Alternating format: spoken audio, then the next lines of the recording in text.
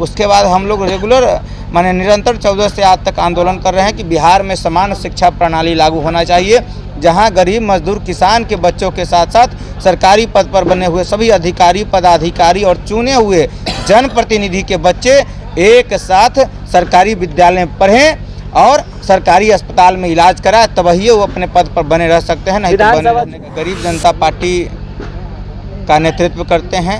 हमारी पार्टी किसी जाति धर्म संप्रदाय की बात नहीं करती है।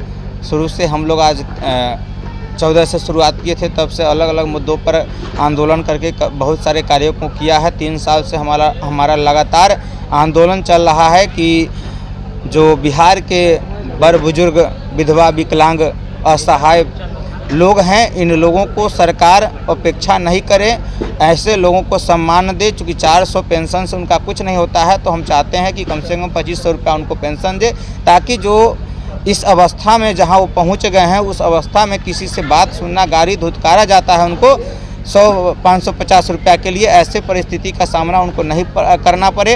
और परिवार में भी अगर 2000-2500 रुपया उनको मिलेगा तो कोई भी बेटा पुतोह उनको गाली बात नहीं देगा, उनको सम्मान देगा और उनका जीवन ढंग से बीत सकेगा। इसके लिए उस आंदोलन को हम कर राष्ट्रपिता जयंती था, उनके विचारों को, उनके आदर्शों को जन जन तक पहुंचाना और उनके सिद्धांतों के अनुसार ही हम लोगों ने इस आयोजन को किया है कि जहां शिक्षकों को सम्मानित किया गया है, जो सेवानिवृत्त शिक्षक थे, जो सृजक है, देश के भविष्य का निर्माता है, वो हमारे लिए सम्मानीय है, आदरणीय है। इसलिए सबसे पहले गुरुजनों को सम्मानित किया गया है, ताकि समाज में एक सुखद संदेश जाए कि ये शिक्षक हैं, इनको सम्मान हमेशा मिलना चाहिए। आज की परिवेश में सरकारें जो गुरु की महिमा को जो समाप्त करने का काम किया है, उनको पुनः स्थापित करने के लिए हम इस आयोजन को किए थे। साथ ही जो भूतपूर्व सैनिक है, जिन लोगों ने अपना पूरा जीवन इस देश के लिए समर्पित किया,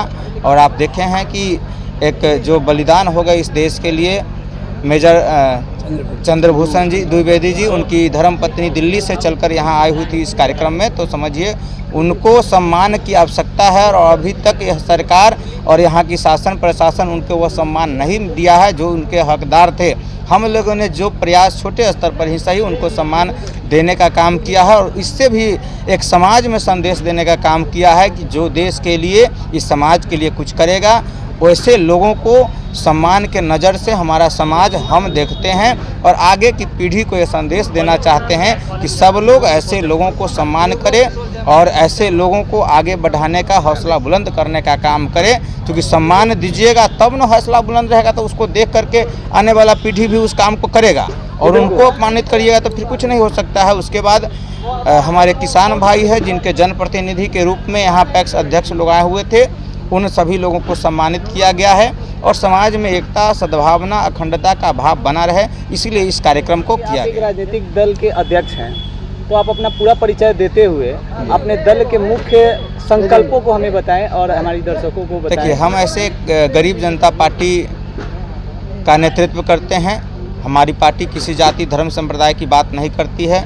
शुरू से हम लोग आज 14 से शुरुआत किए थे, तब से अलग अलग मुद्दों पर आंदोलन करके बहुत सारे कार्यों को किया है। 3 साल से हमारा लगातार आंदोलन चल रहा है कि जो बिहार के बड़ बुजुर्ग विधवा विकलांग असहाय लोग हैं, इन लोगों को सरकार अपेक्षा नहीं करे, ऐसे लोगों को सम्मान दे। चूँकि 400 पेंशन से उनका कुछ नहीं होता है, तो हम चाहते हैं कि कम से कम 2500 रुपया उनको पेंशन दे, ताकि जो इस अवस्था में जहां वो पहुंच गए हैं उस अवस्था में किसी से बात सुनना, गाली धुतकारा जाता है उनको 100-550 रुपया के लिए, ऐसे परिस्थिति का सामना उनको नहीं करना पड़े।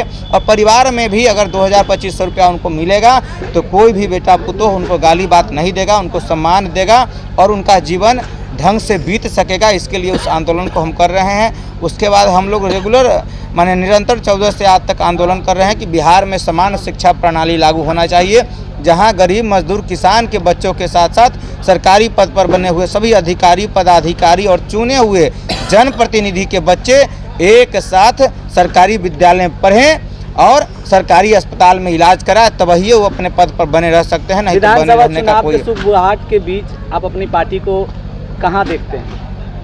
विधानसभा की अभी बात नहीं होगा, चूँकि अभी जिस कार्यक्रम को किए हैं इसको राजनीतिक रूप नहीं दिया जा सकता है। उसको हम अपने बैनर का भी इस्तेमाल नहीं किए हैं। व्यक्तिगत रूप से हम तरियानी का बेटा हैं, तरियानी का हम लाल हैं, इसलिए तरियानी हमारी जन्मभूमि है। हमारा कर्तव्य है कि यहाँ पर हम ऐसे आयोजन करें जिससे समाज में एकता, सद्भावना और अखंडता का भाव बना रहे।